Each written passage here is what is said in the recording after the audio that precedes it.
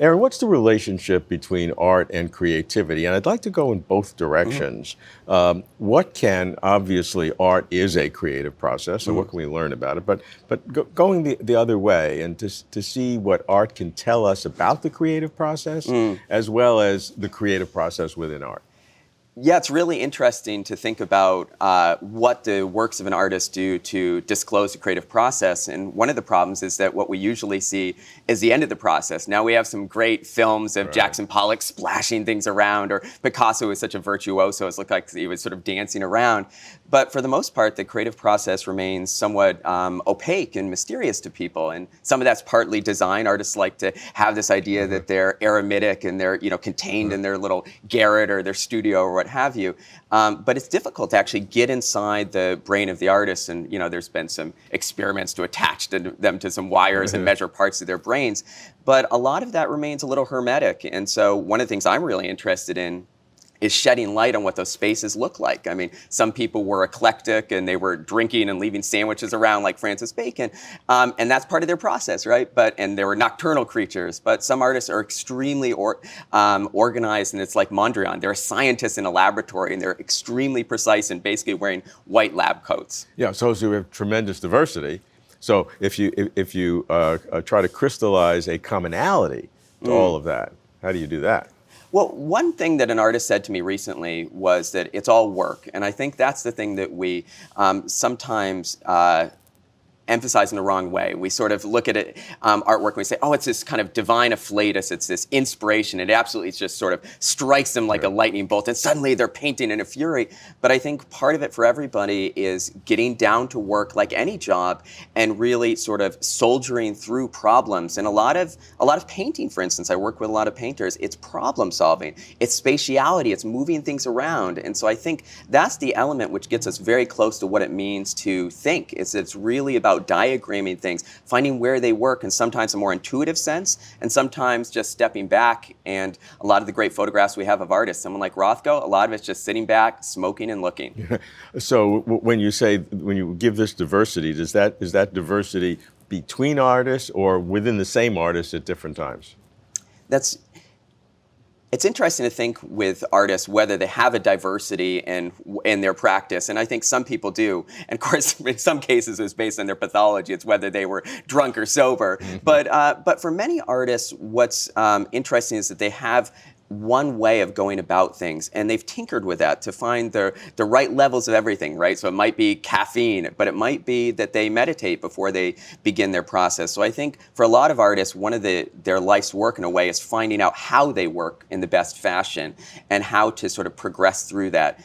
And a painter friend of mine said to me, very recently, when I was painting seriously, it was 10 hours days. It was you paint, you eat, and you sleep. And in fact, Philip Guston did a work called Painting, Smoking, Eating, Sleeping, something of that nature. So it's really about the art controlling your life and finding a way to make that livable, I think. So that's a commonality, you would say, among the diverse functions, whether they do it at night or in the morning or with different styles, but they all have this intensity? Do they?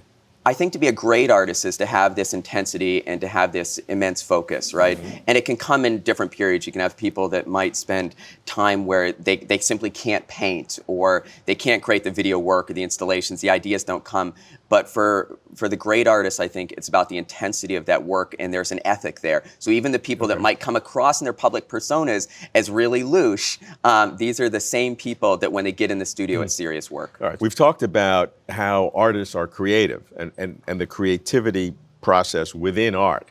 Now I want to try to go the other direction and say, okay, now we have art, we understand that.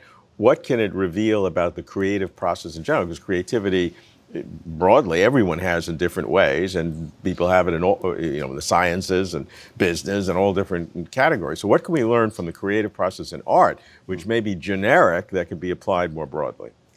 Yeah, and I think that it's very interesting to think about the way that art is not so different from creativity in the sciences or creativity in literature or being a humanities scholar or theologian like myself, that I do think that there's something very interesting. And one of the things that's neglected about how creativity works for a lot of artists is that it often involves research.